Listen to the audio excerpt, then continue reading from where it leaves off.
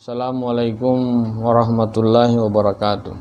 Waalaikumsalam warahmatullahi wabarakatuh. Pertemuan yang awal kita sudah mendudukan bagaimana ideologi, pandangan dunia, kemudian dia berrelasi dengan sebuah epistemik.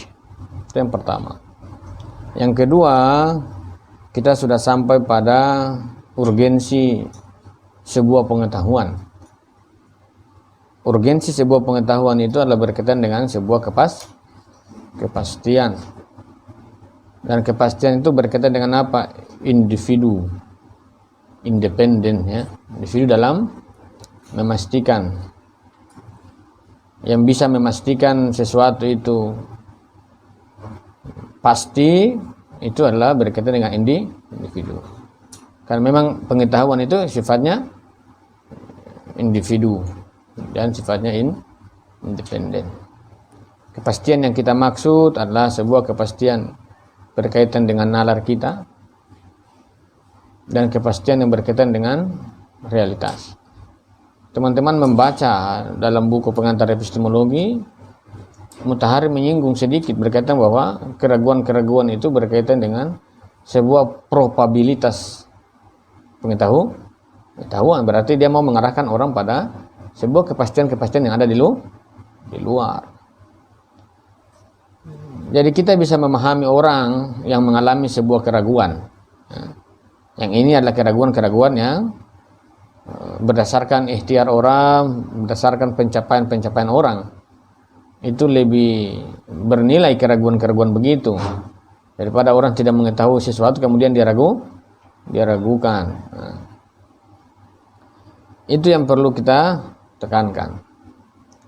Persoalan yang hendak kita bahas, karena dia berkaitan dengan sebuah kepastian, maka kepastian ini perlu dicapai, ya, karena dia urgensinya berkaitan dengan sisi independen manusia, maka kepastian harus dicapai. Bagaimana cara mencapainya, itu adalah hari ini yang kita membahasnya.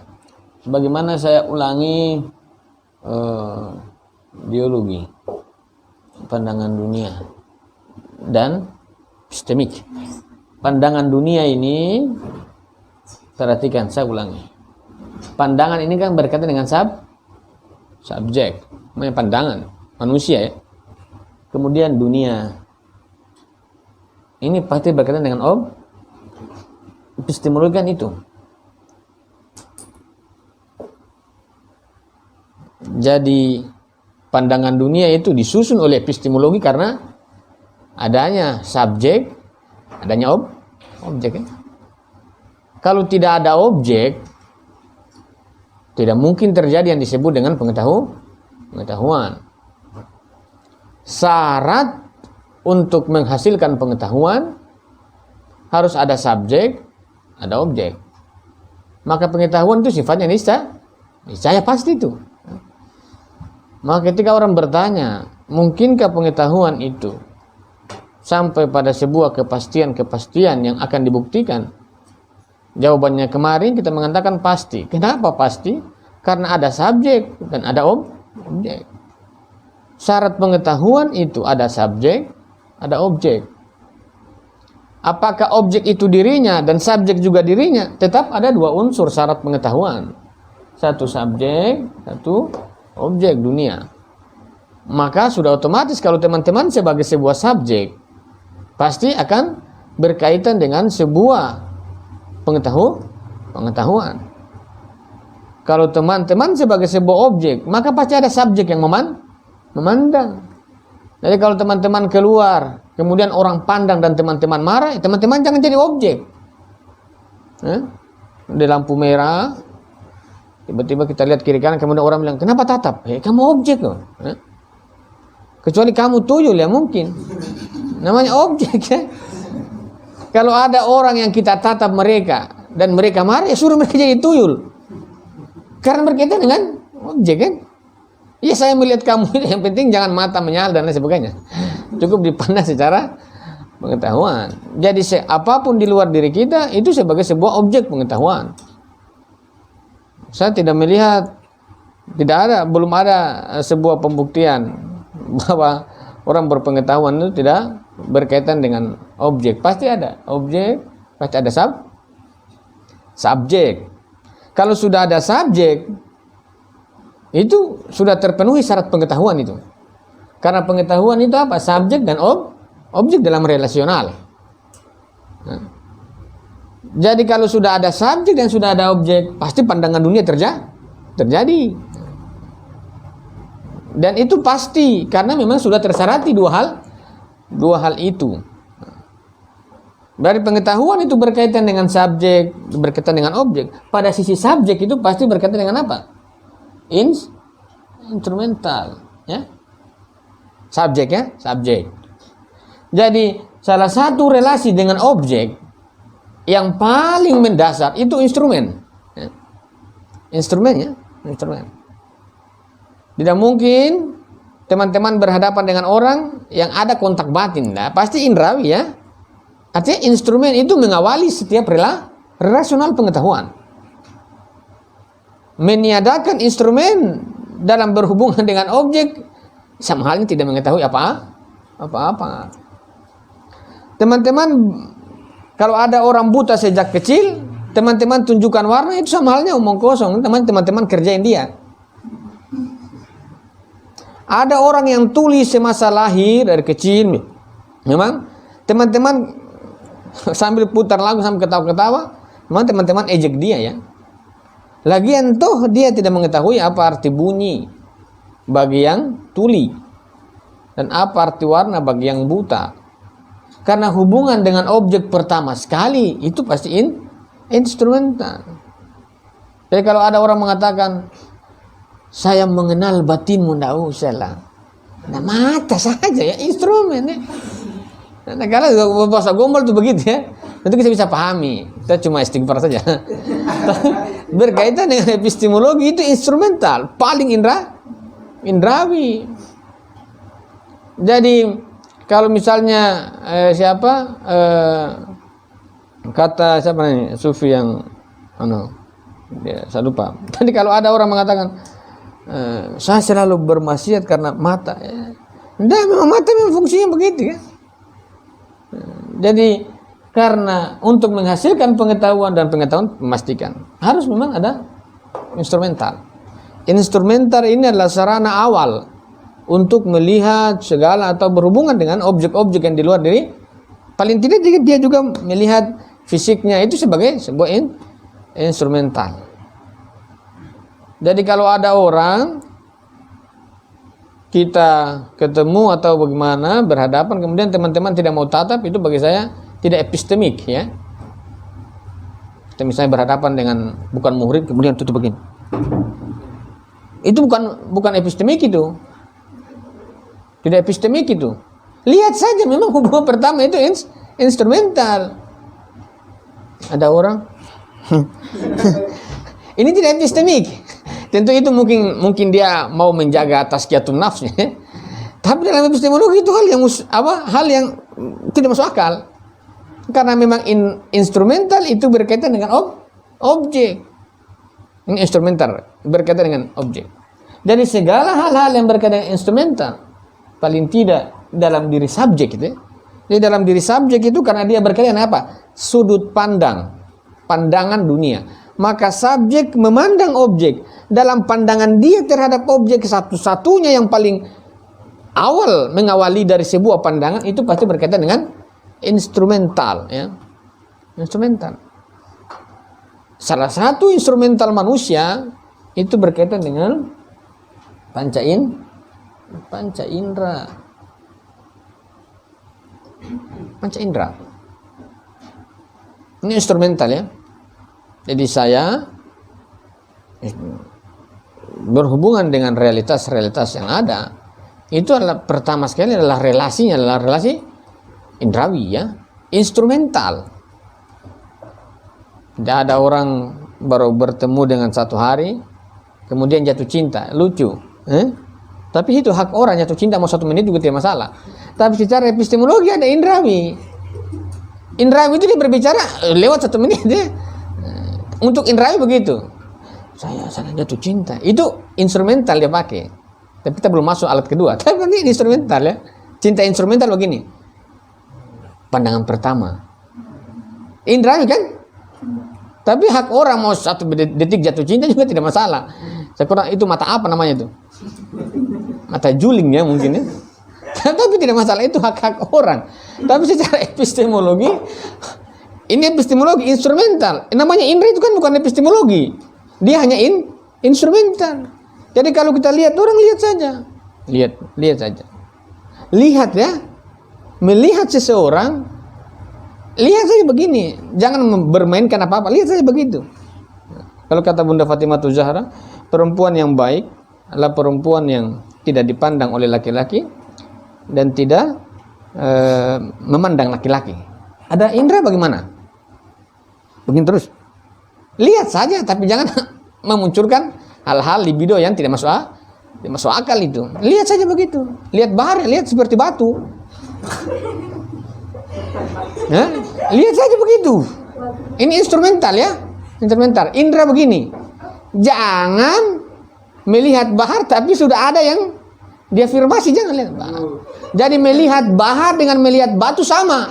Dalam artian panca indera. Ini anu saja analogi biar epistemologi harus ada seru-serunya. Supaya tidak kaku ya. Ini panca indera. Jadi saya kan berteman dengan banyak uhti ya. Jadi saya mau lihat bagaimana pola pikir orang ini. Saya kutip Bunda Fatimah Zahra punya perkataan itu. Orang sebarkan banyak. Oh, sedalam hati saya apa dia maksud ini? Oh, berarti dia senang juga kalau bahasa-bahasa begini ya. Bahasa-bahasa yang tanda kutip yang mengangkat sebuah pemahaman itu. Jadi saya setiap hari itu saya posting ada sekitar 3 model status. Kalau saya pakai pemikiran dengan bahasa yang agak melo, dia cuma like. Kalau saya pakai bahasa perempuan, saya mulai jelaskan, oh dia sebarkan banyak sekali. Makasih ahi ya. Nah masalah, ahi mau siapa juga tidak masalah. Tapi artinya apa? Berkaitan dengan epistemologi itu ada berkaitan dengan panca indera. Dari mana dia tahu saya ahi? Berasa cuma tulis nama saya berkayasa sebagai sebuah studi. Jadi dalam relasional pengetahuan itu urgensinya berkaitan dengan manusia. Ini panca indera ya. Jadi kalau ini kedudukan panca indera penting karena ini adalah awal memasuki sebuah pengetahuan. Panca indera itu bukan pengetahuan, dia sebagai sebuah instrumental. Jangan sampai kita berhenti di indra. Indra itu hanya cara memulai. Jadi kalau lihat bahar sama saja, lihat saja. Berarti kan ini instrumental. Jadi saya melihat bahar dengan melihat kursi sama. Jangan bilang beda itu pasti sudah masuk pada proses yang lain. Lihat emon, lihat bahar sama saja mereka dua tuh. Oh beda itu berarti masuk proses yang lain. Sekali-kali coba lihat aja begitu. Berarti teman-teman tidak bernafsu tuh ya. Nah, dinding sama saja itu ya. Ini instrumental, panca indera begitu. Mata ya fungsinya melihat. Dalam buku Mutahari dia mengatakan kata syukur itu adalah menempatkan panca indera itu pada tempatnya. Jadi kalau indera melihat, pakai melihat. Mendengar, pakai mendengar. Jangan pakai dengar gosip. Pakai dengar saja. Oh ini gosip, ya dengar saja. Kamu mendengar gosip, dia saya cuma dengar saja. Gosip itu bukan bagian indera. Orang ini begini. Dengar saja. Nah, terima kasih, bagus ceritanya. Wata itu gosip, tapi dengar saja. Ini panca indera ya. Jadi kalau kita mengatakan panca indera itu dalam instrumental, dalam berkaitan dengan epistemologi, dia punya fungsi hanya sekedar itu. Mata fungsinya melihat apa yang dipandang, apa yang di hadapannya itu pasti dia lihat. Maka jangan mengajak mata untuk melihat sesuatu yang tidak ada di hadapannya. Apa kamu bisa melihat Tuhan? Ya kalau Tuhan di depannya saya lihat. Kalau dia di belakangnya saya tidak lihat. Tergantung di mana kita mengarah, di situ saya lihatnya. Ini panca indera. Jadi jangan indera baru paksa melihat di belakang, enggak. Yang di belakang, ya teman-teman balik belakang kan. Mendengar apa yang ada. Ini panca indera. Jadi kalau indera, dia pasti berkaitan dengan objek, itu indera. Jadi kalau ada sebuah fenomena, sebuah hal-hal yang sifatnya indrawi, kemudian kita punya indrawi, kita tidak gunakan untuk melihatnya, kita tidak gunakan untuk mendengarnya, kita tidak gunakan untuk merabanya, itu berarti kita tidak menggunakan. Kita kata Mutahari, kita tidak benar-benar bersyukur. Kalau tangan ini dipakai untuk apa? Memegang, bukan memukul, meninju orang, ya. Tapi ini digunakan sebagaimana hak setiap indrawi. Mata ya melihat, lihat apa saja. Oh ini haram, tidak, lihat saja. Astagfirullah itu bukan masalah indra. Astagfirullah, lihat saja. Apapun di hadapan lihat saja, tapi jangan lihat saja. Ya, teman-teman, saya seringkali begitu coba-coba naik motor, tiba-tiba ada perempuan seksi, lihat dulu. Oh saya tergoda, ini indra. Saya tergoda, berarti ini sudah ada justifikasi nih. Ini uji coba ya, uji coba saja. Bukan kemudian teman-teman, astaga, lihat saja kalau apa yang di hadapan, lihat saja. Indra, perhatikan ini hanya relasi indrawi. Tiba-tiba ada kita boncengan orang, kemudian orang mengatakan, seksi. Astaga, tidak, lihat saya begitu. Oh iya, tadi kamu lihat apa? Saya cuma lihat itu tadi, saya kurang tahu apa, tapi saya lihat saja. Karena memang indra begitu kan? Ya lihat. Apa tadi kamu lihat? Tidak tahu, saya cuma lihat objek, begitu saja. Oh itu barang nah, yang penting lihat saja begitu. Jadi apa arti indrawi dalam setiap pandangan? Sama saja ya. Sama. Jadi saya mendengar lagu dangdut dan Bahar mendengar lagu Jawa, sinden misalnya, sama saja. Oh beda. Nah lagu dangdut lebih gimana gitu. Lebih sinden, lebih menakutkan. Itu sudah bukan wilayah indra.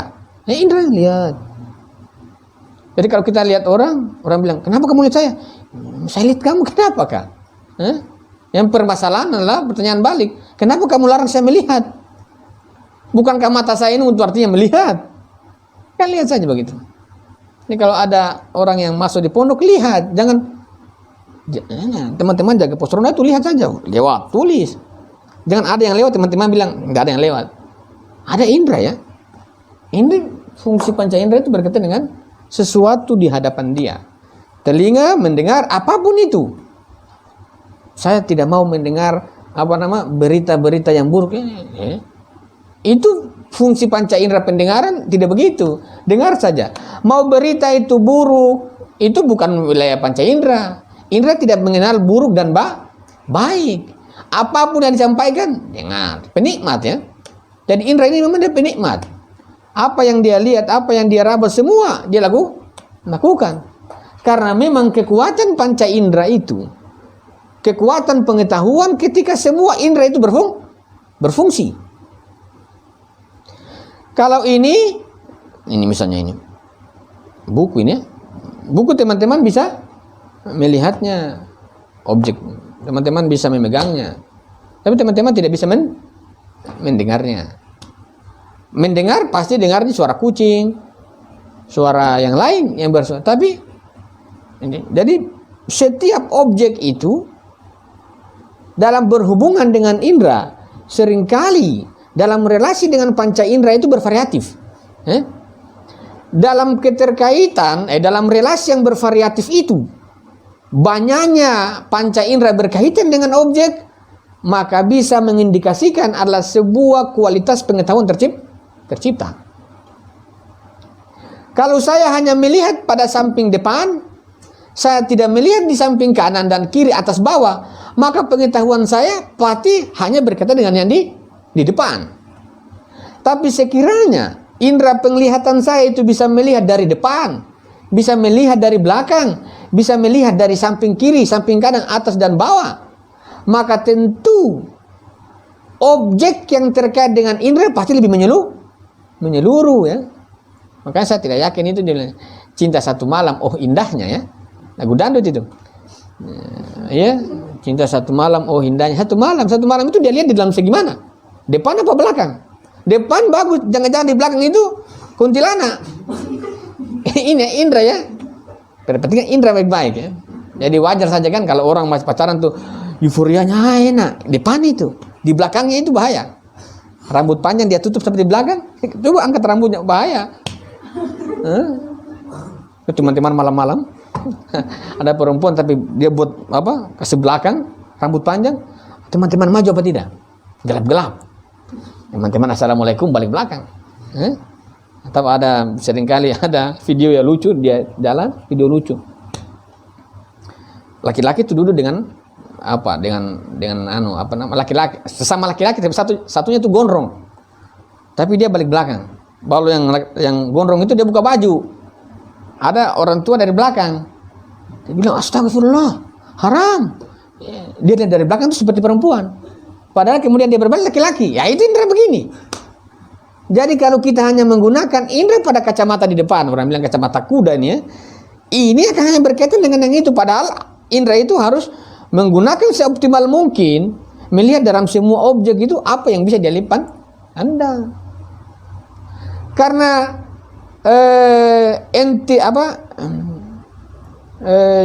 kuantitas indra dalam relasi dengan objek, berhubungan dengan objek,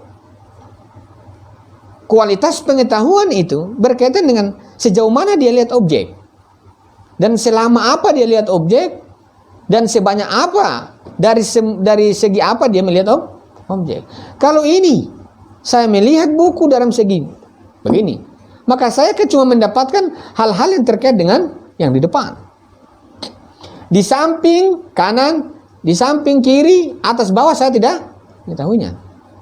Maka pasti informasi tentang objek ini pasti terbatas. Tapi sekiranya bahwa indera mata itu penglihatan itu melihat yang di depan dan di samping kiri kanan, tapi pada saat bersama ada indera peraba itu memasukinya, maka tentu sebuah informasi pasti meningkat. Kalau saya tidak melibatkan indera peraba dalam hal ini, dan saya hanya menggunakan indera penglihatan, maka saya cuma melihat yang di depan, misalnya di samping kiri, samping kanan, atas dan bawah. Maka informasi-informasi itu hanya berkaitan dengan indera. Namun ketika saya memegangnya sebagai sebuah indera peraba, maka informasi tentang sesuatu berkaitan dengan objek itu pasti bertambah. Kualitasnya pasti dalam artian bertambah informasinya. Bagaimana jika ada sebuah instrumental dalam artian bahwa ini indera penglihatan melihatnya, ada indera peraba memasukinya, dan ketika ada indera pendengar juga mendengarnya, maka tentu sebuah fakta yang diungkap lebih kuat. Jangan-jangan kita tidak bisa menemukan kepastian di realitas karena kita cuma menggunakan indera yang hanya melihat satu sisi. Ada indera pendengar. Sekali-kali lah Bahar mendengar buku ya. Nah gini, dengar saja. Indra. Meraba sudah, melihat sudah, mendengar belum. Maka pasti informasi tentang butuh terkait pendengaran tidak ada. Maka indra itu pasti berfungsi sejauh apa yang sesuai dengan dia. Maka satu objek yang itu sekiranya 5 panca indra itu terkait, maka itu kualitas pengetahuan makin tinggi. Maka saya pasti berpikir kualitas pengetahuan ketuhanan pasti berkaitan dengan 5 panca indra. Kalau satu penting sepot bagian-bagian. Indra penglihatan, pendengaran, peraba, apalagi penciuman. Sekali-kali kalian cium ini. Ini kira-kira indra instrumental. Kalau ada sampah, bau, cium saja. Penciuman ya, penciuman. Jangan dulu bilang bau itu bukan indra. Tadi apa? Cium-cium saja begitu. Aduh, ada sama. Coba uji. Itu indra. Jadi kalau misalnya sampah, kita lihat. Kita lihat. Kita bisa pegang, kita bisa cium. Tapi indera pendengaran tidak berfungsi. Maka menurut Aristoteles, kehilangan satu indera itu kehilangan satu bentuk pengetahuan. Betul itu. Jangankan itu, jangankan kehilangan satu indera, orang yang semua sempurna inderanya, dia juga tidak menemukan kesempurnaan inderanya pada setiap objek. Bahwa orang yang buta dari kecil, tentu dia tidak akan melihat warna sebagaimana orang yang tidak buta. Maka dikatakan bahwa tidak sempurna pengetahuannya. Tapi orang-orang yang sempurna inderanya, indera sendiri, dia tidak akan menemukan sebuah informasi terkait inderanya pada setiap objek. Maka sudah tentu pengetahuan manusia terkait indera itu juga tidak sempurna, berdasarkan instrumental. Kalau orang yang buta sejak awal, dia pasti akan kehilangan satu bentuk pengetahuan. Namun itu hal pun sama berkaitan dengan orang yang tidak buta atau orang yang sempurna inderanya, karena inderanya tidak bisa berfungsi seluruhnya pada setiap objek. Maka pengetahuan orang yang buta maupun tidak buta paling tidak levelnya tentu berbeda, tapi mengindikasikan adanya sebuah kekurangan berkaitan dengan indera. Ini indera, karena dia pasti bermakna terbatas. Jadi kalau indera melihat, lihat. Mendengar, dengar. Jangan yang dengar teman-teman pakai lihat. Yang rawat teman-teman pakai mencium. Tidak, saya begitu ya. Kalau pegang, jangan cium. Kalau lihat, jangan didengar. Bolak-balik kan bahaya. Yang B kita bilang C kita bilang B, karena kita bolak-balik ya. Melihat ya, hal yang sebenarnya kita lihat, kita pergi raba. Ini kan banyak. Kayak misalnya mangga orang, kita lihat pergi, masa? Nah itu kan aneh-aneh ya. Ini hal yang kita lihat ya kita lihat, jangan kita raba. Hal yang disuruh raba ya jangan hal yang disuruh raba ya raba, jangan dilihat. Hal yang disuruh didengar, jangan diabaikan. Ini indera. Seringkali sebuah informasi itu tidak menyeluruh pada kita karena kita mengotak-atik fungsi-fungsi indera dalam berkaitan dengan instrumental sebagai dengan objek sebagai sebuah instrumental pengetahuan. Ini jelas itu ya. Hal-hal yang sifatnya indrawi. Kalau hal-hal yang sifatnya indrawi, gunakanlah indrawi. Jangan yang bukan indrawi, teman-teman gunakan sesuatu yang sesuatu yang indrawi, gunakan pada porsi yang hal-hal indrawi.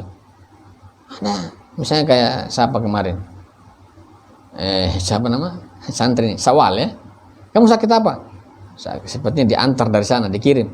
Ya kamu sakit, ini kan sakit ke dokter dong. Itu indrawi. Ini kan menggunakan apa nih? Matanya tetap sakit, ke rumah sakit. Ini indra ya. Lah kamu sakit begini ke rumah sakit. Tidak, sepertinya dikirim. Mohon maaf kalau didengar ya nanti. Kalau di-upload. Ini masalah. Supaya studi kasus bahwa kita juga ada kali tidak epistemik ya.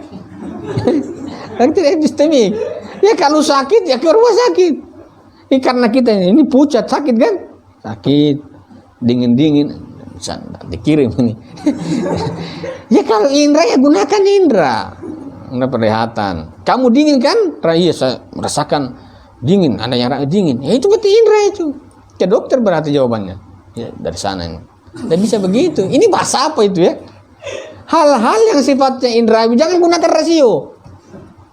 Menyimpulkan bahwa dari sana itu hal, tapi ini indra ini sudah nyata. Sakit, gemetar, pucat, itu jelas indrawi. Mungkin dia punya indra semua sudah fana. Dia tidak bisa. Indra itu tetap digunakan. Tetap saja ada indrawi. Karena ada orang bilang saya menyukaimu itu tidak melihat fisik. Saya tidak usah lah ada indra itu. Gombal sih gombal, tapi yang ilmiah sedikit lah ya. Saya suka kamu, ndak mau cacat, ndak. Kalau begitu saya carikan orang yang kakinya tidak sampai di tanah. Karena tidak ada ukuran-ukuran indra. Indra begitu ya. Artinya ini yang lelucon epistemik begini. Jadi kita lihat indra saja. Jangan sok-sok jadi sufi. Udah, saya tidak mau makan. Udah lapar. Kamu makan lapar? Tidak. Ya kalau bilang lapar saja. Nanti pas pulang di rumah baru, kenapa tadi saya tidak makan? Orang ajak makan, sosok akhlak itu baik saja. Nanti pulang di rumah baru kembung perut. Ini kira-kira begitu. Indra begitu ya. Indra. Jadi kalau dengar ya dengar. Kalau ada orang berbicara dengar. Itu indra pendengaran ya. Jangan orang berbicara teman-teman lihat kiri kanan. Ya orang berbicara itu indra pendengaran. Dengar saja. Jangan tiba-tiba orang bicara karena peluk, muraba. Ini cuma bicara ini begini. Ini dalam kejadian kita banyak gitu ya. Banyak. Ada orang yang minta apa? Ada orang minta dilihat, kita tidak lihat, kita dengar ya. Ada orang minta ada sesuatu yang diminta diraba, kita dengar atau kita lihat. Itu banyak kejadian-kejadian dalam kehidupan kita yang indra itu kita alih fungsi seperti alih lahan itu ya. Lahan untuk pembangunan untuk pertanian dikasih pembangunan. Ini kira-kira. Jadi ketika instrumental panca indera itu digunakan tidak sesuai, berarti kan kalau tidak sesuai, maka tentu kita tidak bisa mengetahui apa yang kita lihat. Ini masih instrumental. Yang kedua, bahwa orang yang kekurangan satu indera saja, maka pengetahuan dia pasti tidak utuh. Yang ketiga, hatta orang yang sempurna indranya dalam sebuah instrumental diketahui bahwa setiap indera itu dia tidak bisa berfungsi pada setiap objek, bahwa dia punya batasan-batasan yang sesuai dengan indranya. Dengan demikian maka hal-hal yang sifatnya instrumental itu memang digunakan sesuai dengan batas-batas tertentu yang ada pada fungsinya masing-masing. Ini instrumental yang pertama. Tapi di sisi yang lain, arti instrumental itu apa? Instrumental ini kan arti adalah fungsi teknis ya. Instrumental kan alat ya, teknis. Mata begini itu namanya teknis. Telinga mendengarnya itu namanya teknis. Kalau spidol saya gunakan untuk menulis, ini disebut dengan instrumental, alat menulis, karena dia memang hanya fungsi teknis. Jadi instrumental pengetahuan itu fungsinya cuma teknis, tidak lebih dari itu. Jangan berani melebih-lebihkan terkait dengan instrumental, karena memang instrumental hanya fungsinya adalah fungsi teknis. Mata melihat saja. Ini cepat sekali ya. Tadi kita mulai jam berapa? Ini agak lambat. Kalau itu cara yang jelas jamnya. Ini memang sama. Ini benar saya berbahas satu saya mau masuk tapi kira-kira begini ya. Instrumental, ini indra.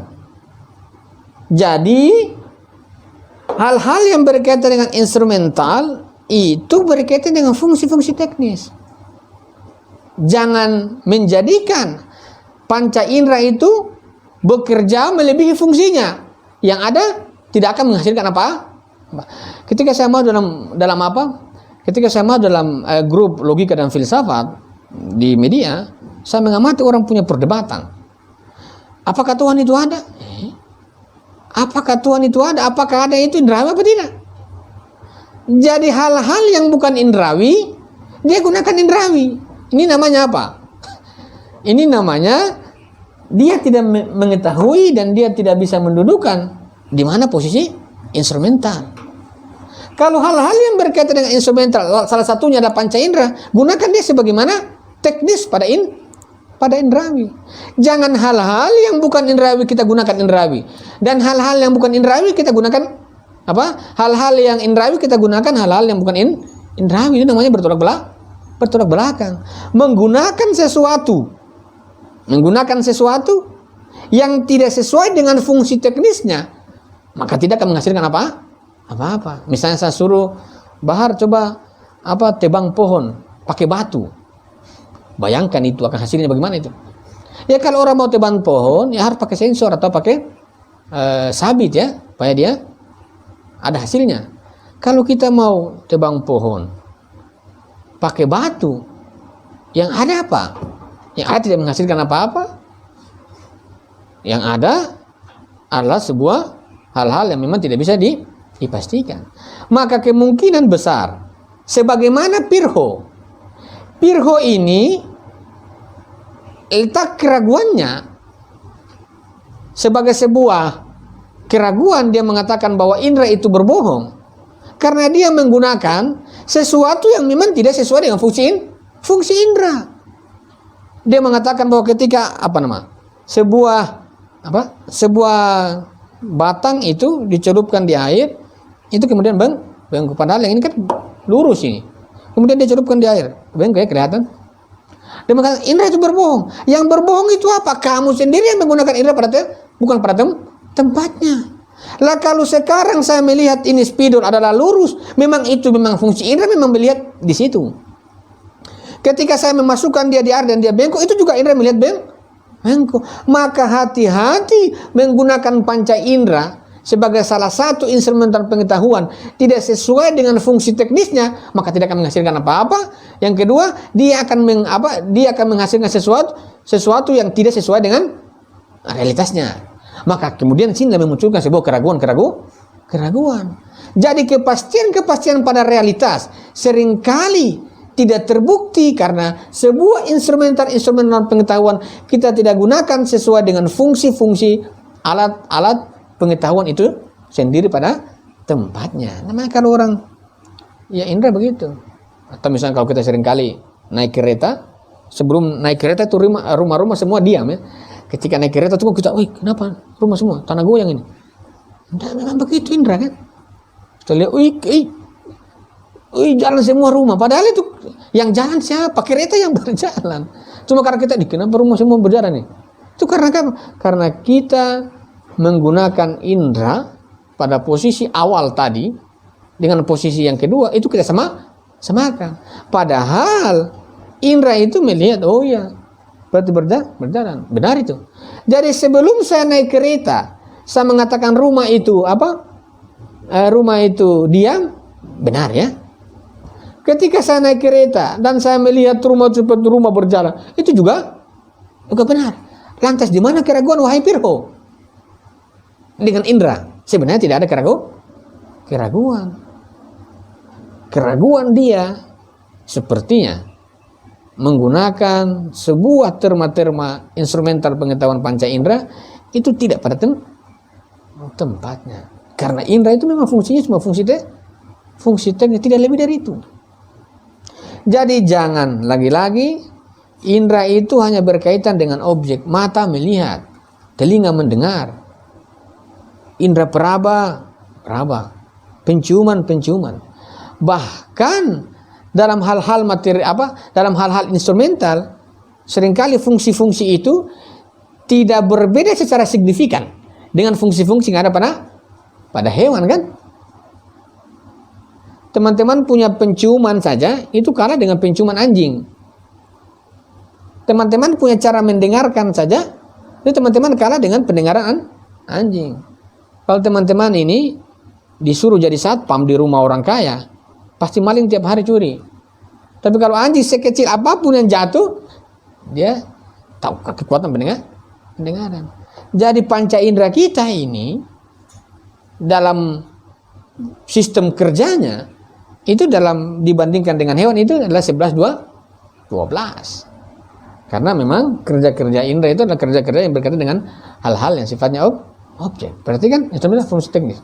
Di saat bersamaan hal-hal yang indrawi ini, fungsi-fungsi instrumental ini juga berlaku pada pikiran kita. Karena pada pikiran kita di satu sisi indera kita itu selesai dia melihat. Tapi ada fungsi-fungsi instrumental, fungsi-fungsi teknis itu pada pikiran. Salah satunya misalnya dia memilah. Memilah ini kan fungsi teknis. Dia membagi, ini namanya fungsi teknis. Jadi bahwa instrumental pengetahuan satunya indera teknis, yang kedua ada disebut dengan rasio instrumental ya. Kalau orang RF seringkali menyimbolkan dia dengan R1. R1 itu rasio instrumental. Kalau R2 bagus RS. Rasio sumber ya. RS bagus. Kalau R1, R2 ini kan kayak naik motor gigi 1 gigi 2. Tapi R1 rasio instrumental, RI kan rasio instrumental. Nanti kalau mau rasio semua RS, rumah sakit kan? Rumah sakit. Jadi rasio sebagai sumber berkaitan dengan sebuah penggodokan yang matang. Rumah sakit diperbaiki. Jadi begitu. Jadi ada memang fungsi teknis pada indera, saksikan itu terbukti. Tapi di sisi yang lain ada memang rasio itu sebagai sebagai alat juga ada. Kita bisa memilah. Sama bahar ini misalnya bahar. Saya bisa bedakan dia dengan emon. Karena saya memilah. Ini kualitasnya bagus, ini tidak. Kenapa? Karena saya memilah, mengelompokkan, membagi. Di rasio kita begitu. Jadi memang rasio ini kerjanya mengelompokkan. Jadi kalau ada orang berpikir tentang kelompok, memang itu kerjakan. Ini komunitas saya, itu komunitas kamu. Apakah salah? Tidak, memang itu kerja akal berkaitan dengan kerja instrumental. Lagi-lagi instrumental kerjanya cuma begini-begini. Dia hanya berkaitan dengan fungsi-fungsi teknik, tidak melebihi dari itu. Maka kita melihat sekarang, misalnya dalam teori, dalam ilmu logika misalnya, ada yang disebut dengan pembagian. Sesuatu yang dibagi, menjadi bagian. Sesuatu dibagi untuk menjadi banyak kan? Ini bagian. Jadi pembagian itu seringkali kita bisa melihat misalnya ada sebuah buku masuk dalam yang kita lihat ini, kemudian ini kita bisa bagi, ya. Kita bagi satu covernya, ya. Covernya. Kemudian tulisannya ada, kertasnya juga ada. Ini namanya pembagian. Jadi pembagian itu adalah menjadikan sesuatu itu lebih terperinci. Ini saya tidak masuk tahapan, tapi fungsi-fungsi alatnya begini. Jadi pembagian itu dia mulai dari sesuatu yang sifatnya umum. Kemudian dia uraikan, itu pembagian. Jadi rasio ini satu. Pembagian. Fungsi pembagian. Pembagian itu dia mulai dari umum menjadi hal yang paling rigid. Paling khusus. Kalau orang mulai pembagian itu pasti dia start dari mana? Satu dari genus, kemudian dia masuk spesies, kemudian dia masuk kelompok, kemudian dia masuk anggota begitu terus. Maka sesuatu yang dibagi terus terbagi. Karena sesuatu yang terbagi tidak mungkin tidak bisa dibagi. Namanya pembagian selamanya akan bisa mengenal yang disebut dengan sesuatu yang dikenakan pembagian selalu terkait dengan hukum pembagian. Maka sesuatu yang dibagi selamanya akan dibagi. Tidak ada yang disebut dengan bahwa pembagian itu pada akhirnya tidak bisa dibagi. Karena hukum pembagianlah hukum yang senantiasa mengurai sesuatu pada tataran-tataran yang paling kecil. Jadi kita bisa mengatakan ada sesuatu, kemudian kita mengatakan ini kuantitas, kualitas. Ini substansi, ini aksiden. Kemudian terus begitu. Terus itu namanya kerja pikiran sebagai instrumental. Namun syarat-syarat pembagian yang perlu teman-teman perhatikan itu dia harus berada pada sebuah landasan dan prinsip yang sama. Misalnya saya membagi manusia misalnya, objek manusia. Teman-teman lihat manusia ya, lihat manusia. Kemudian saya pakai bagi saja. Ini dibagi apa? Dilihat satu landasan, misalnya jenis kulit manusia itu hitam, putih, bagi lagi, putih, putih bagaimana gitu, terus gitu.